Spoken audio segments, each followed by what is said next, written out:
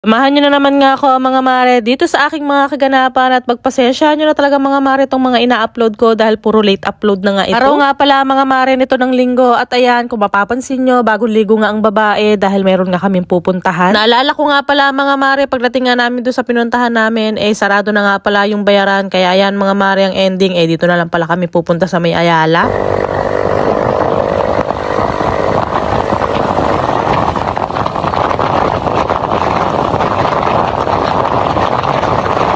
Malapit na rin kasi talaga mga mare dito sa pinuntahan nga namin yung Ayala Mall kaya ayan dumiretso na nga pala kami dito at ayan pagtapos nga namin mag-parking mga mare ayan na dito na din pala kami sa may loob nga ng mall. At dahil nga mga mare halos isang linggo na talaga kami nagki-crave dito sa shawarma kaya ayan napag-isipan na nga namin na bumili dito at tag-isa na nga pala kami. Yung binili nga namin dyan mga mare ay buy one take one na.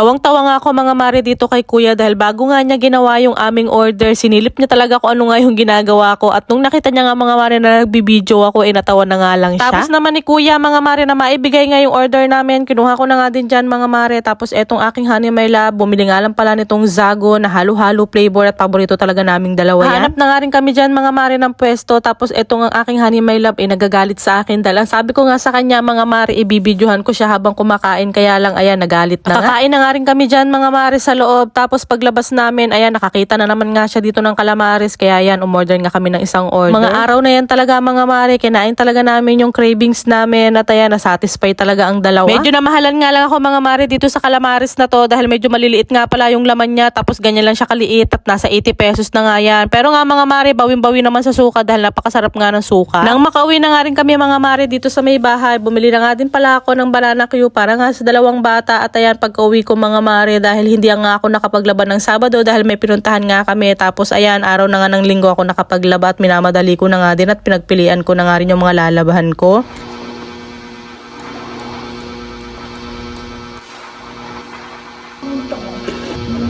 Pagka-uwi ko nga dyan mga mare, nakasalang na rin pala ako ng mga puting damit at ayan, nagpalit nga lang din ako ng pantalon at ayan na para bang akala mo sasayaw siya tapos nag-crop top pa talaga siya na para bang akala mo talaga ang liit-liit ng tiyan niya tapos yung mga braso niya akala mo talaga super liit.